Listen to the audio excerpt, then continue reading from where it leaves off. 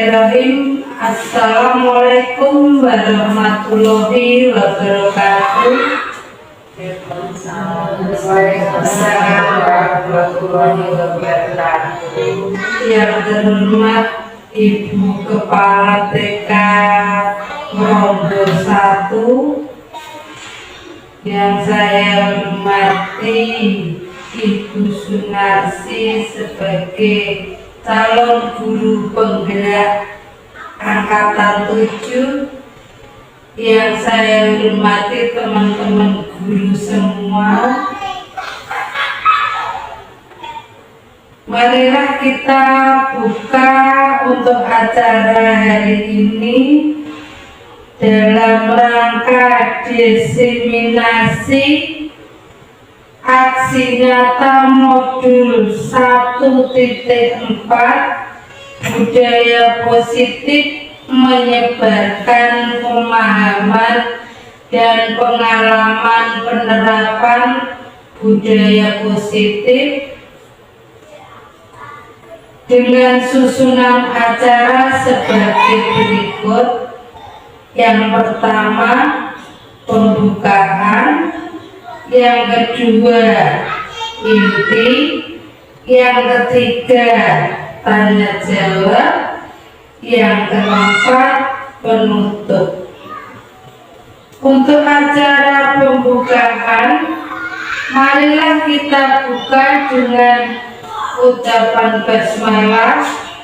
Mudah-mudahan untuk diseminasi menyebarkan pemahaman dan pengalaman penerapan budaya positif bisa berjalan dengan lancar.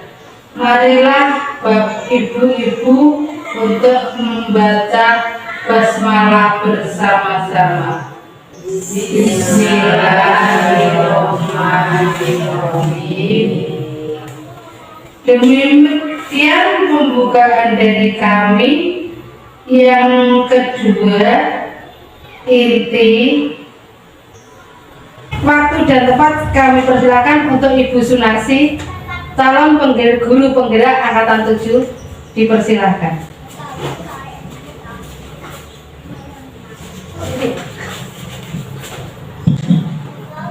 Terima kasih waktu yang telah diberikan.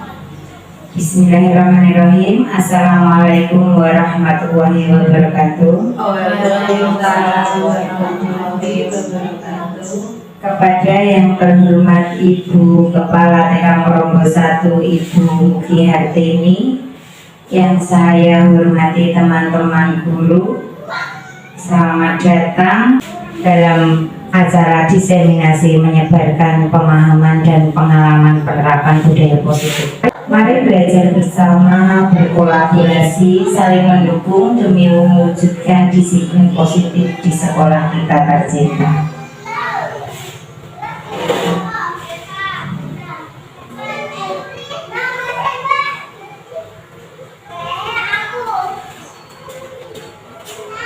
Kali ini kita akan belajar tentang konsep utama modul budaya positif.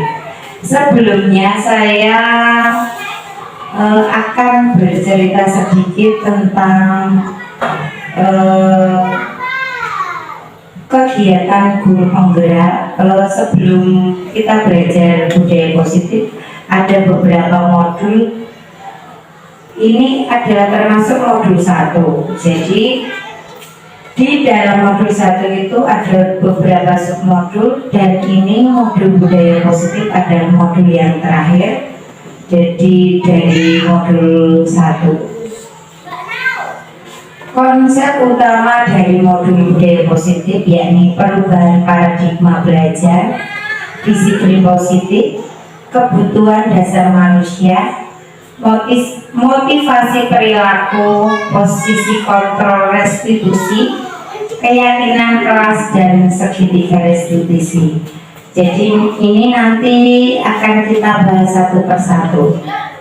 Next. Untuk yang pertama yakni pembelajaran dengan paradigma baru.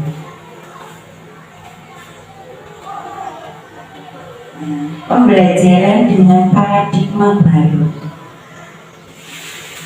Nah, pembelajaran dengan paradigma baru ini dirancang berdasarkan prinsip pembelajaran yang berdiferensiasi, sehingga setiap siswa belajar sesuai dengan kebutuhan dari tahap perkembangannya untuk mewujudkan profil pelajar Pancasila. Nah, untuk yang kedua adalah disiplin positif. Dalam budaya kita, makna disiplin, kata disiplin dimaknai menjadi sesuatu yang dilakukan untuk mendapatkan kepatuhan. Terus kita cenderung menghubungkan kata disiplin dengan ketidaknyamanan. Nah, kalau ibu-ibu biasanya disiplin itu bagaimana? Kalau menurut ibu-ibu itu disiplinnya itu disiplin yang bagaimana?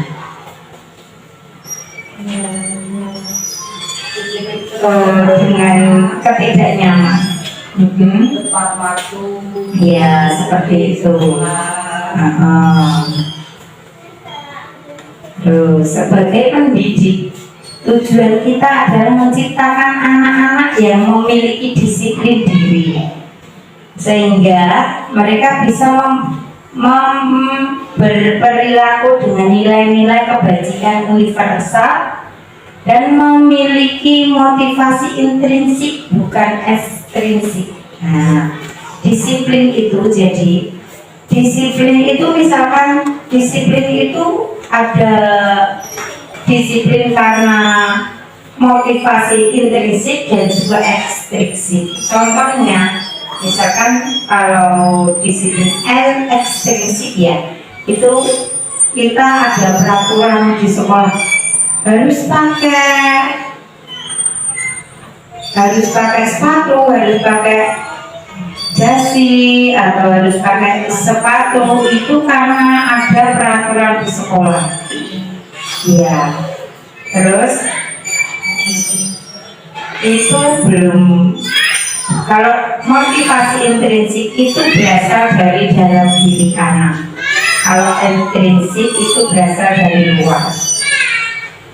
Terus disiplin merupakan salah satu cara penerapan disiplin yang bertujuan untuk menumbuhkan kesadaran serta memberdayakan anak untuk melakukan sesuatu tanpa sogokan, ancaman maupun hukuman. Ya, next.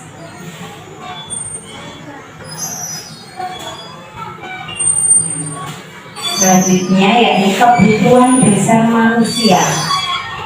Kebutuhan dasar manusia itu seperti bertahan hidup, makan, minum, terus tempat tinggal. Kalau di Jawa itu biasanya sandang, pangan, dan juga pakan. Seperti itu ya. Ya.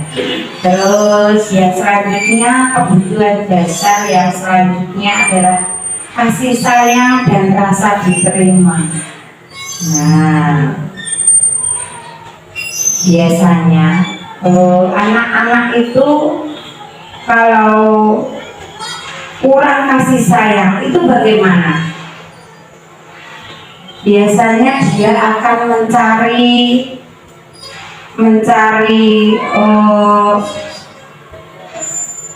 mencari sesuatu biar dia diperhatikan, ya, biar dia diperhatikan. Itu biasanya anak-anak itu mencari apa ya? Perhatian, ya. Terus untuk yang selanjutnya yakni penguasaan. Biasanya ada anak-anak itu yang sesama anak itu biasanya kan ada yang nakalin temennya, ya, mau menang sendiri. Terus itu biasanya anak-anak itu dia membutuhkan Yang dia butuhkan adalah kebutuhan dasar adalah penguasaan. Nah, mau menang sendiri, dia butuh aku ini loh, diakui, aku ini loh gitu, diakui. Terus yang kedua, yang selanjutnya yakni kebebasan. Anak-anak itu biasanya dia nggak mau terkekang, dia itu maunya bebas. Dia mau ketika di sekolah ataupun di rumah, dia itu pengennya bebas, dia nggak mau terlalu banyak diatur. Misalkan dia mau belajar apa atau ngapain, dia mau bermain apa, itu dia biasanya memilih karena anak itu mempunyai kebutuhan dasar ingin bebas. Nah, terus yang selanjutnya kesenangan. Nah, kesenangan. Biasanya kalau anak-anak di TK itu senangnya apa? Bermain. Jadi anak-anak itu bisa terpenuhi kebutuhan dasar bermainnya kalau kita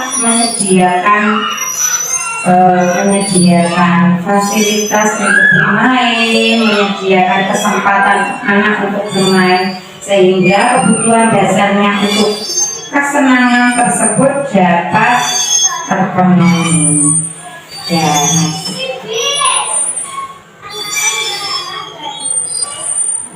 selanjutnya, motivasi perilaku manusia. Motivasi merupakan dorongan yang timbul pada diri seseorang secara sadar atau tidak untuk melakukan suatu tindakan dengan tujuan tertentu. Contohnya seperti motivasi perilaku manusia menghindari ketidaknyamanan dan hukuman. Nah, jadi motivasinya murid tersebut melakukan disiplin karena takut dihukum. Ini merupakan motivasi ekstrinsik. Misalkan anak-anak ketika mau upacara tidak pakai sepatu, nah, karena dia takut dihukum. Nah, itu termasuk motivasi ekstrinsik. Oh, anak-anak tidak mengerjakan tugas yang diberikan bu guru, takut kalau dihukum, itu juga termasuk motivasi ekstrinsik. Yang kedua, mendapatkan imbalan atau penghargaan dari orang lain. Murid melakukan disiplin diri karena ia ingin mendapat imbalan. Ini merupakan motivasi ekstrinsik juga. Nah, terus yang selanjutnya, jadi anak-anak itu melakukan segala sesuatu itu karena ingin mendapatkan imbalan atau penghargaan dari orang lain. Nah, ketika anak tersebut tidak diberikan imbalan atau penghargaan, anak tersebut tidak akan mau melakukan lagi. Iya, jadi ini termasuk motivasi intrinsik. Terus yang selanjutnya, motivasi karena perilaku manusia menghargai nilai-nilai kebajikan diri sendiri, yakni murid melakukan disiplin diri karena sadar akan nilai kebajikan dirinya, dan ini merupakan motivasi intrinsik atau dari diri sendiri. Nah, jadi menurut ibu-ibu, motivasi perilaku manusia itu yang terbaik itu yang mana? Yang karena ketidaknyamanan atau hukuman, atau biasanya kalau anak-anak itu biasanya yang mana? Yang ekstrinsik ya? Oh iya, biasanya kalau anak-anak di sekolah itu yang ekstrinsik, berarti yang menghindari ketidaknyamanan atau hukuman itu, terus karena mendapatkan imbalan atau penghargaan. Iya, berarti belum yang terakhir ya. Ya, ini tugas kita sebagai seorang pendidik. Ya, next.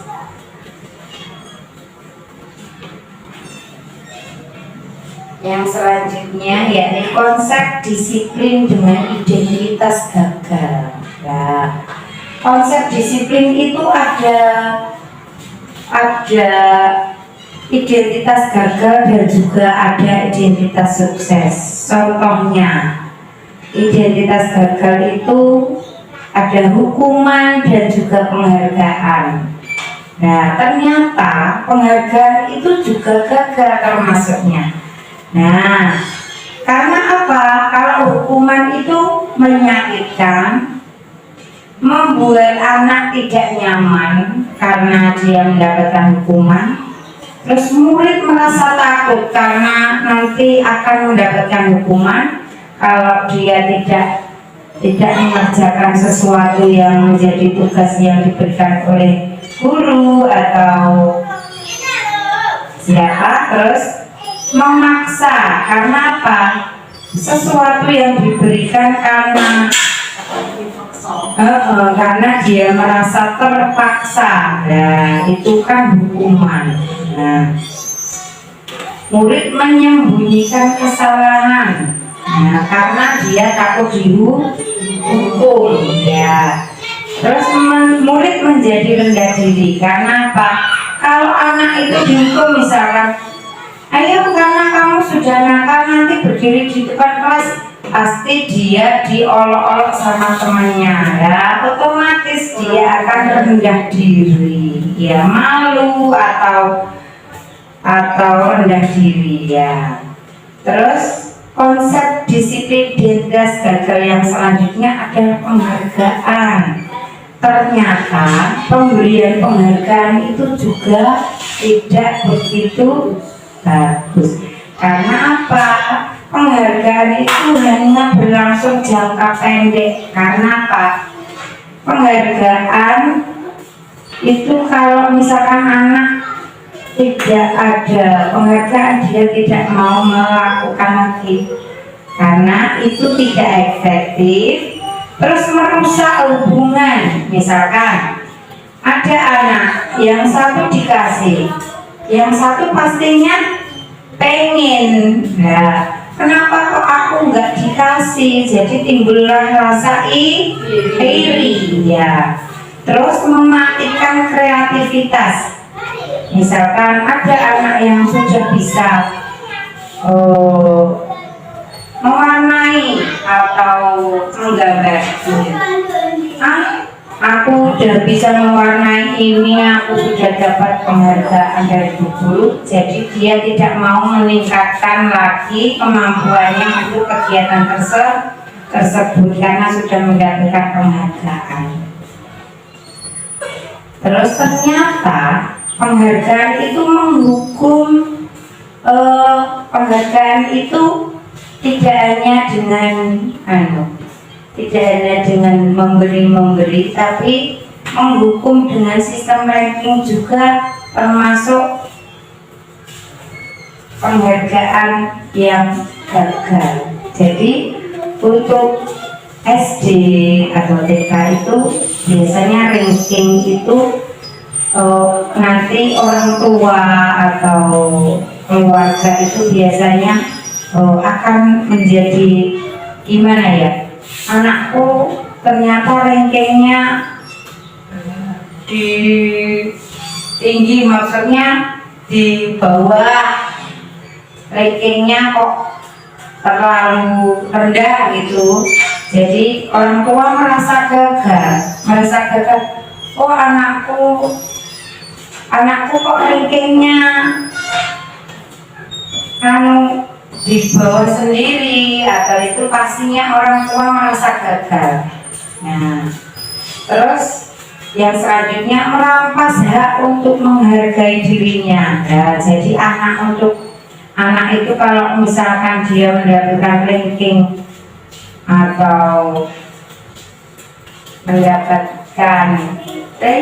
atau dia tidak mendapatkan penghargaan, itu dia akan merasa dia rendah diri. Next, ya.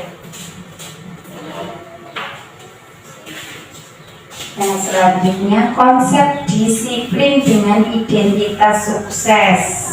Nah, yang tadi adalah identitas gagal, sekarang identitas sukses. Untuk yang identitas sukses itu adalah konsekuensi dan restitusi. Konsekuensi penguatan jangka pendek. Jadi misalkan konsekuensi misalkan anak-anak itu membuang sampah tidak pada tempatnya, lah konsekuensinya dia harus memungut sampah dan membuang pada tempatnya. Jadi dia tidak lahir dari hati untuk dia bisa, oh iya, menjaga kebersihan itu adalah kewajiban saya, gitu, tidak. Jadi penguatan jangka pendek. Terus yang selanjutnya perlu monitoring berkelanjutan. Nah, untuk konsekuensi itu kita harus selalu memonitoring. Terus selanjutnya stimulus respon. Stimulus, jadi ada stimulus terus ada responnya. Terus murid menghormati peraturan. Nah, murid itu hanya menghormati peraturan yang ada di sekolah saja. Jadi dia dalam rangka hanya menghormati saja. Jadi dia belum timbul dari hatinya. Terus kehilangan waktu untuk merenungi kesalahan, karena dia tidak sempat berpikir, oh iya, ini saya itu membuang sampah itu benar tidak ya? Itu dia tidak berpikir seperti itu. Terus yang identitas sukses selanjutnya yakni restitusi. Restitusi murid bertanggung jawab untuk perilakunya. Nah, fokus pada pemecahan masalah jangka panjang. Murid menghormati dirinya dan orang lain. Terus teori kontrol, dirinya memegang kontrol atas apa yang dilakukan. Terus murid bersemangat memperbaiki kesalahan. Jadi untuk restitusi ini termasuk yang terbaik dari keempat konsep disiplin tersebut.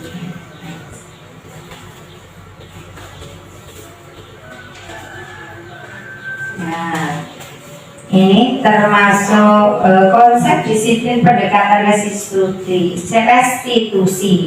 sebuah cara menanamkan disiplin positif pada murid. Nah, ini pengertian restitusi. Restitusi adalah proses menciptakan kondisi bagi murid untuk memperbaiki kesalahan mereka, sehingga mereka bisa kembali pada kelompok mereka dengan karakter yang lebih baik. Berarti dari beberapa konsep disiplin tersebut, dari 4 konsep disiplin tersebut, yang terbaik itu yang mana menurut Ibu? ya, pendekatan restitusi. Ciri-ciri restitusi bukan menebus kesalahan, namun belajar dari kesalahan, memperbaiki hubungan, tawaran bukan paksaan, menuntun untuk melihat ke dalam diri, mencari kebutuhan dasar yang mendasari tindakan, fokus pada karakter bukan tindakan, menguatkan dan fokus pada solusi. Jadi untuk restitusi ini bukan menebus kesalahan, namun belajar dari kesalahan. Jadi begini, untuk restitusi itu kita membuat anak itu belajar dari kesalahan. Jadi kita tidak lantas kita menyalahkan anak, kamu seperti ini, kamu seperti itu, enggak. Iya, yuk selanjutnya. Ada beberapa perbedaan. Contoh kasus. Ini ada contoh kasus. Ketika anak bermain, dia tidak mau mengembalikan dan merapikan mainan ke tempatnya. Nah, ini ada perbedaan dengan hukuman, konsekuensi, dan restitusi. Nah, kalau guru yang menerapkan hukuman, guru menghukum siswa tersebut maju di depan, pegang kuping, dan angkat satu kaki selama 10 menit. Terus guru marah atau berbicara nada keras sehingga murid menjadi takut. Itulah contoh dari misalkan dari hukuman. Nah, karena anak tersebut tidak mau merapikan mainannya. Nah, ini ada hubungannya enggak kalau hukuman dengan merapikan mainan ke tempatnya? Tidak ada. Nah, terus untuk konsekuensi, guru melakukan konsekuensi untuk mengembalikan dan merapikan mainannya di tempatnya. Terus guru tegas dan siswa menghormati peraturan. Nah, kalau guru tegas dan siswa menghormati peraturan, tapi kalau kita pas melihatnya dan kita menegurnya pastinya, karena itu tidak timbul dari diri anak tersebut. Terus yang selanjutnya restitusi. Guru menanyakan keyakinan kelas dirinya dan membantu siswa untuk menyelesaikan masalah. Misalkan begini, ketika anak itu bermain dan tidak mau mengembalikan mainan dan merapikan ke tempatnya, itu bu guru begini, kenapa dek kok kamu kok nggak mau mengembalikan dan merapikan mainan? Kira-kira keyakinan kelas apa yang telah kita langgar? Jadi kita ada keyakinan kelas, misalkan disiplin. Terus kalau untuk anak TK itu lebih kata-katanya lebih spesifik. Misalkan kembalikan mainan ke tempatnya, gitu. Jaga kebersihan. Kalau untuk kelas-kelas yang lebih tinggi mungkin bisa disiplin atau tanggung jawab atau saling menghormati, misalkan seperti itu. Tapi kalau untuk TK itu lebih spesifik. Nah, kalau untuk mengembalikan ke tempatnya, misalkan keyakinan kelasnya itu tanggung jawab. Nah, anak itu tanggung jawab tidak. Keyakinan kelas yang telah kamu langgar itu apa? Tanggung jawab, yakni mengembalikan mainan ke tempatnya. Terus lantas itu perbuatan yang baik atau tidak? Gitu tanya bu guru sama anak tersebut, dan anak tersebut menjawab bahwa itu perbuatan yang tidak baik. Nah, dari situ akan timbul dari anak tersebut bahwa perbuatan tersebut tidak baik. Jadi bukan kita yang adik itu perbuatan yang tidak baik, itu harusnya begini begitu, tidak. Jadi kita hanya menanyakan keyakinan yang telah disepakati sebelumnya dalam kelas, bahwa bahwa perbuatan tersebut adalah tidak menerapkan tanggung jawab. Terus yang selanjutnya, guru terbuka dan siswa menghargai dirinya dan orang lain.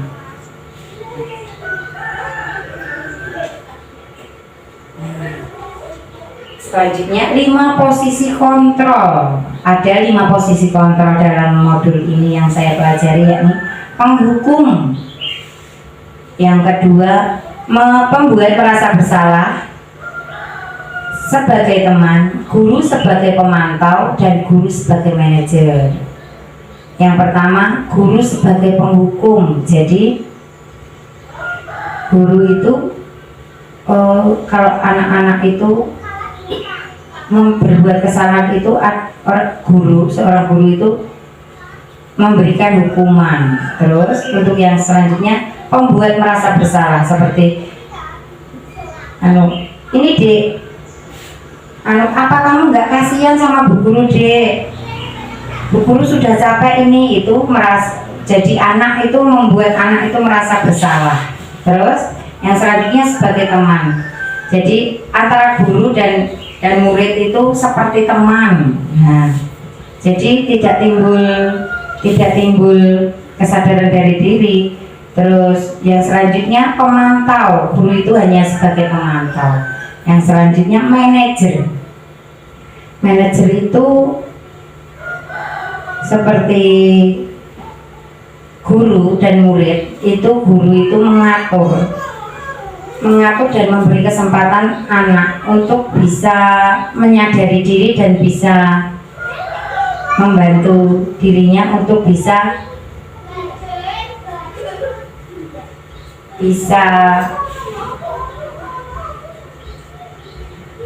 berteman dan juga bisa berinteraksi dengan teman-temannya. Untuk contoh penerapan 5 posisi kontrol, untuk kasus di sini misalkan anak yang membuang sampah sembarangan, bila guru sebagai penghukum, yakni patuhi aturan sekolah atau berdiri di depan kelas, gitu misalkan sebagai penghukum. Kalau misalkan guru sebagai pembuat rasa bersalah, biasanya guru akan bilang, berapa kali bu guru sudah bilang, apa kamu tidak kasihan sama bu guru? Itu membuat rasa bersalah. Jadi anak-anak itu merasa bersalah. Terus anak sebagai teman, ayo nak, yang tertib buat bu guru bangga, untuk kali ini tidak apa-apa, lain kali jangan diulangi lagi ya. Itu termasuk sebagai teman. Nah, jadi bu guru nggak marah, tapi sebagai teman. Terus sebagai pemantau, kamu sudah melanggar peraturan, apa peraturan dan konsekuensinya. Jadi bu guru itu hanya memantau, jadi bu guru hanya mengingatkan peraturan dan juga apa itu konsekuensinya. Terus yang selanjutnya guru sebagai manajer, apakah kamu tahu kesalahanmu? Kira-kira bagaimana kamu akan memperbaiki kesalahanmu ini? Gitu.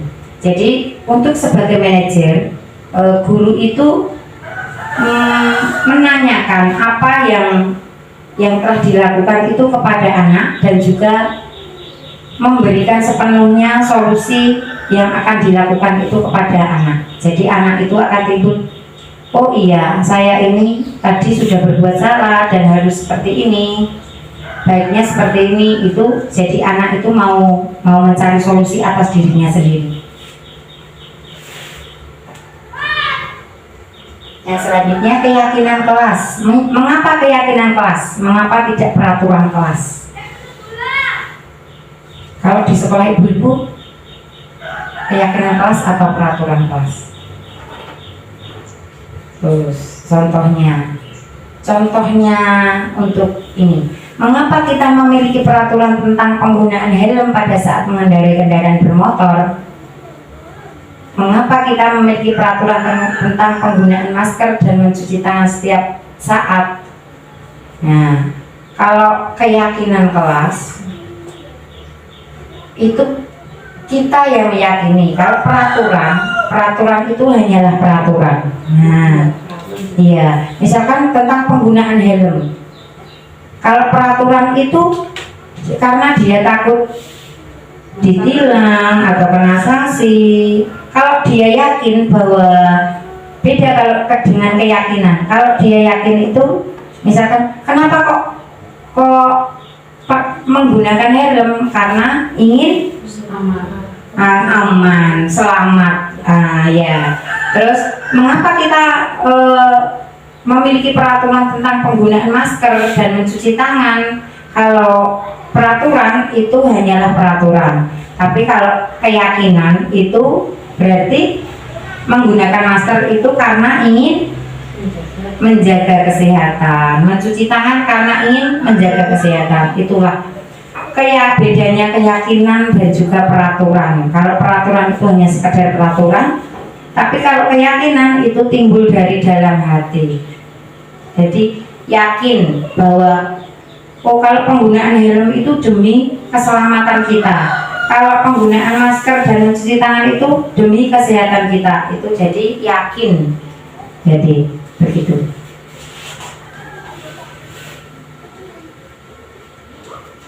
Nah, berikut kegiatan membuat keyakinan kelas untuk anak TK, misalkan berdiskusi tentang peraturan, misalkan peraturan adik-adik ketika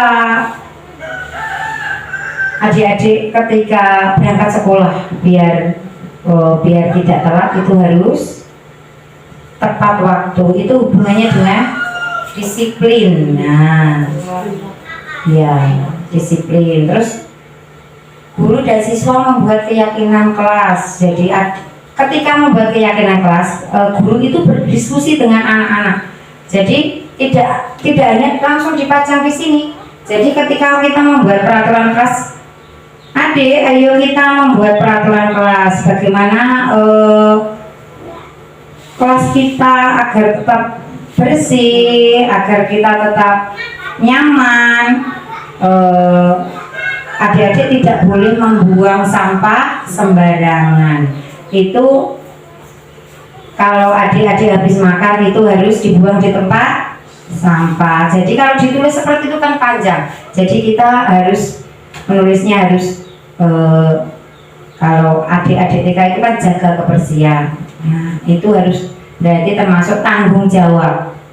Habis makan dibuang tempat sampah berarti tetap iya bertanggung jawab. Nah, terus yang selanjutnya merumuskan peraturan menjadi keyakinan. Aturannya biasanya tidak boleh membuang sampah sembarangan, terus berpakaian rapi, terus berangkat sekolah tepat waktu, gitu.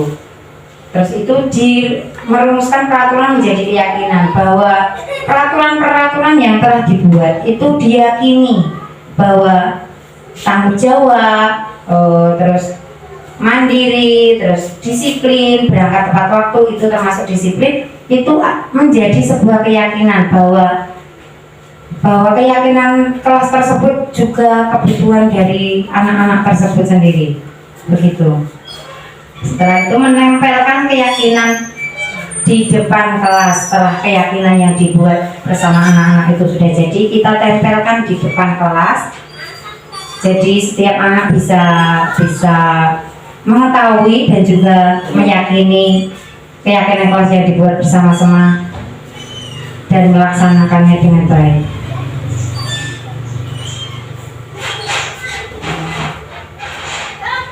Bagaimana pembentukan keyakinan kelas? Kata-kata lebih abstrak dari peraturan, dibuat dalam bentuk positif. Nah, misalkan tanggung jawab, mandiri, terus disiplin, terus berupa pernyataan universal. Kata-kata sedikit saja agar mudah diingat. Nah, kata-kata sedikit itu tanggung jawab, disiplin, terus disiplin waktu, terus belajar sungguh-sungguh, terus sesuai dengan kondisi kelas dan sekolah agar mudah diterapkan. Semua warga kelas harus dilibatkan saat membuat keyakinan kelas. Kemungkinan untuk diperbaiki dikaji ulang seiring dengan waktu. Jadi untuk misalkan untuk keyakinan yang saat ini sudah dilaksanakan dan ingin diperbaiki dan dikaji ulang itu bisa.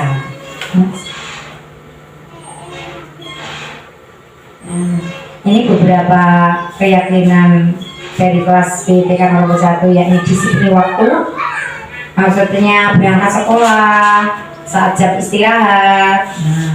Terus yang selanjutnya belajar dengan semangat dan sungguh-sungguh, jaga kebersihan, saling membantu dan kerjasama, mandiri, saling menghormati, kembalikan barang ke tempatnya, terus menerapkan 5S, senyum, salam, sapa, sopan, dan santun. Jadi sedikit, tapi ini banyak. Misalkan untuk saling menghormati bersama teman-teman, itu tidak boleh bertengkar, tidak boleh ini, tidak boleh berantem, tidak boleh saling mengganggu, gitu sudah dijabarkan sebelumnya dan dijadikan jadi saling menghormati itu. Yang selanjutnya segitiga restitusi. Ada tiga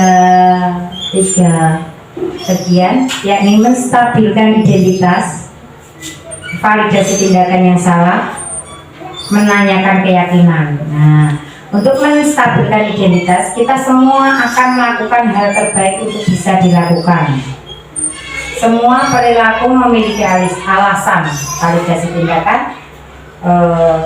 anak itu berperilaku itu pasti ada alasannya. Terus menanyakan keyakinan, kita semua memiliki motivasi internal. Nah, kenapa anak tersebut melakukan hal demikian? Gitu, seperti itu.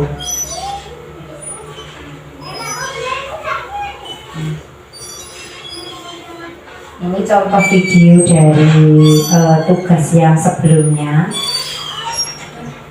Next.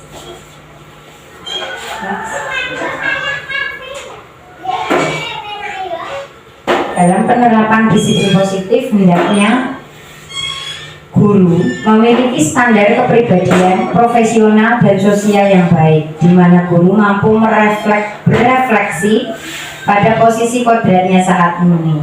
Bagaimana perjalanan dirinya sebagai seorang among, sebagai posisi manajer yang menuntun murid menjadi insan yang mandiri, merdeka dan bertanggung jawab saat standar nasional pendidikan. Terima kasih. Demikian diseminasi kali ini. Apabila ada kurang lebihnya saya mohon maaf, dan apabila ada pertanyaan monggo, atau ingin berbagi, misalkan kalau di rumah di sekolahan itu contoh penerapan disiplinnya bagaimana begitu.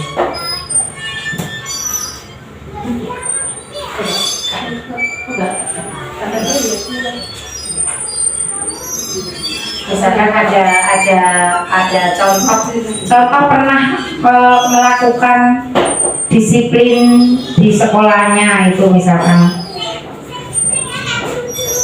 yang tadi yang sudah dijelaskan tadi apa gitu, enggak? Ya sudah, berarti sudah. Terima kasih. Terima kasih.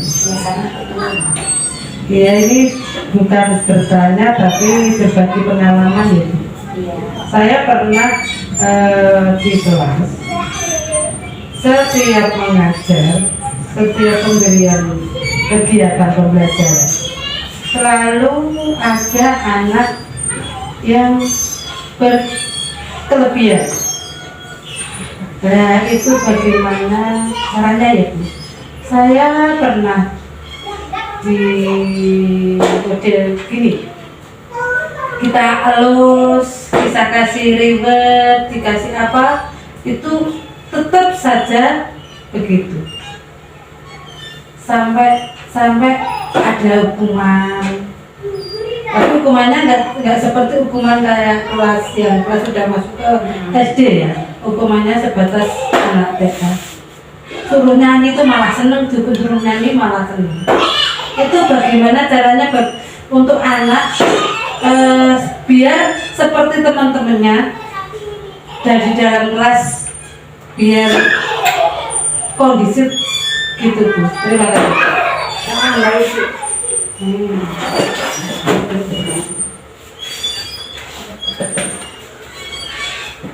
Terima kasih yang diberikan kepada kami.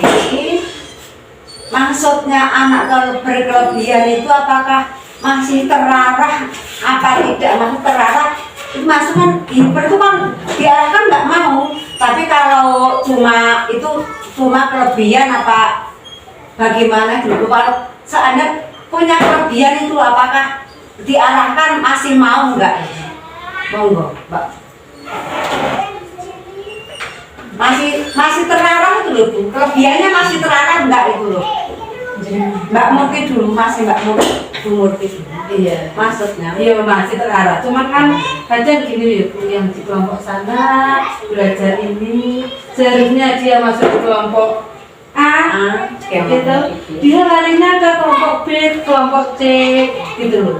Jadi semaunya sendiri.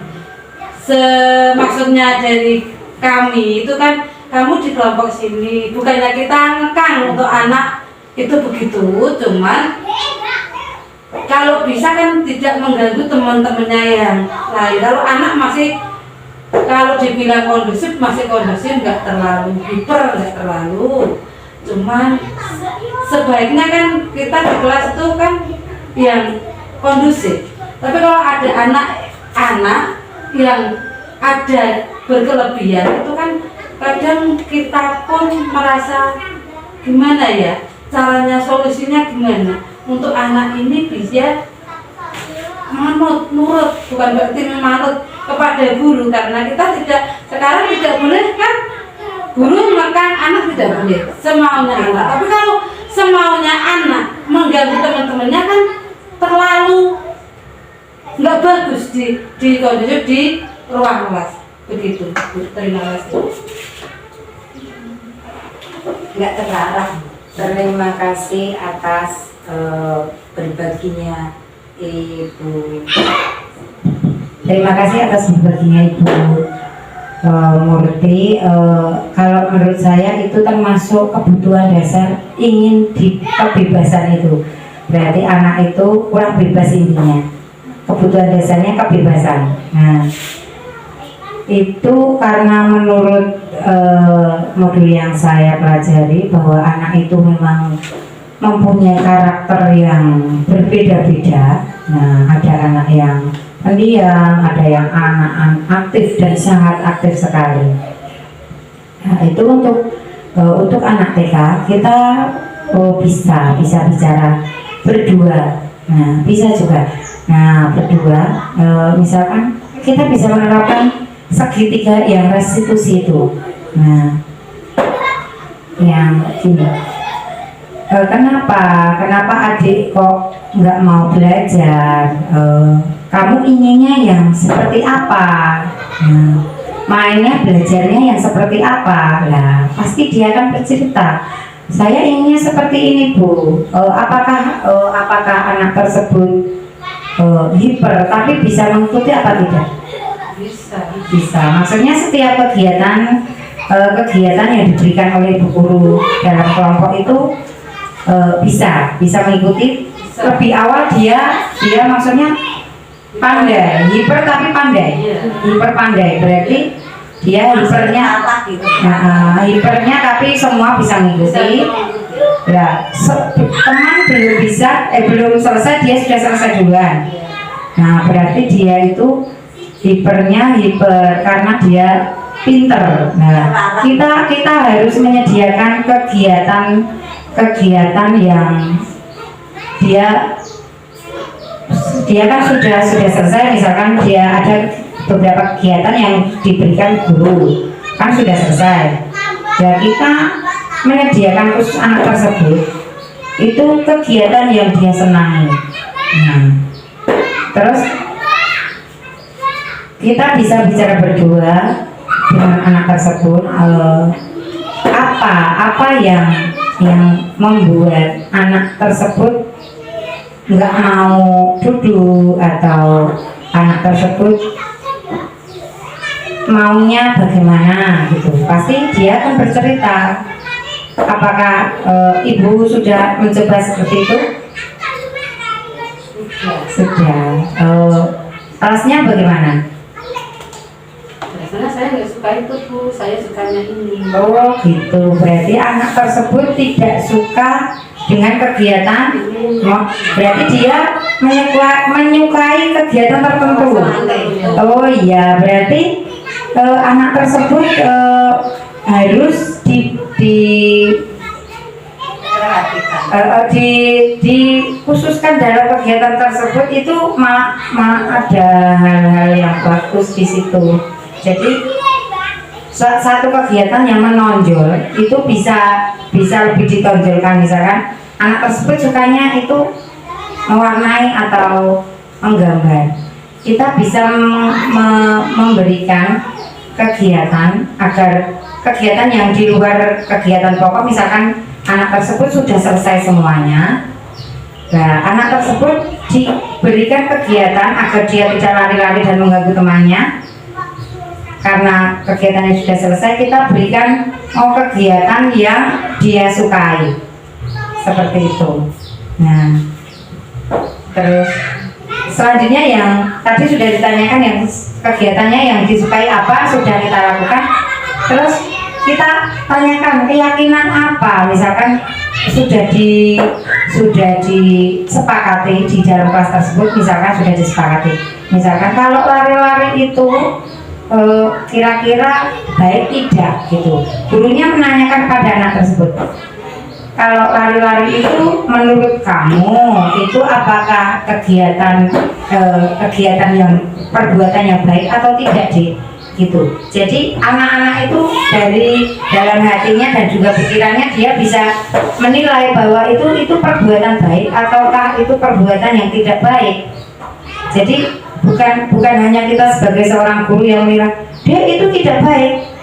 Nah, karena anak-anak sekecil itu belum tahu bahwa itu perbuatan yang baik atau tidak, karena dia belum begitu paham.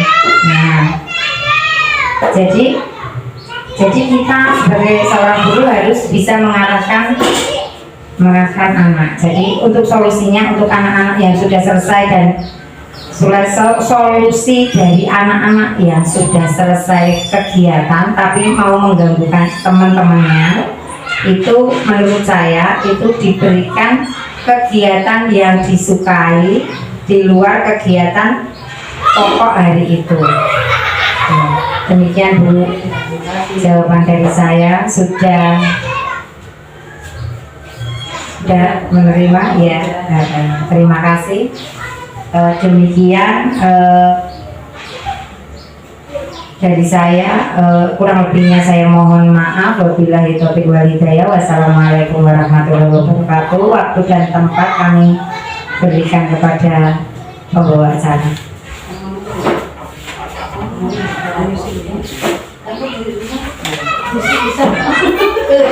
Terbang belajar.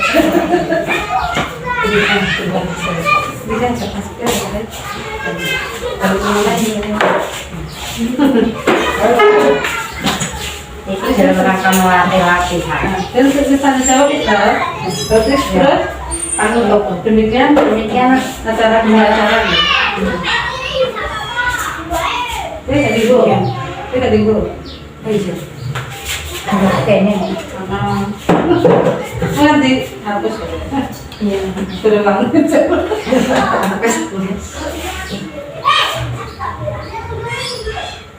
Demikian acara demi acara sudah selesai pada hari ini.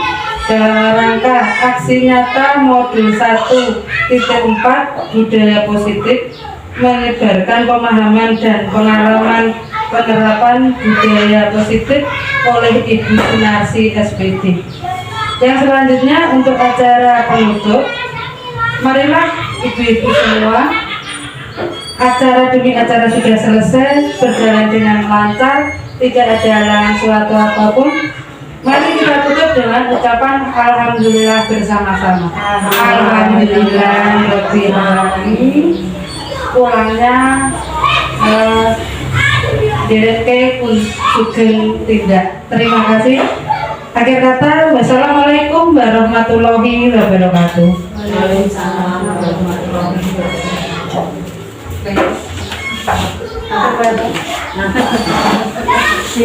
Dari pendidikan guru penggerak.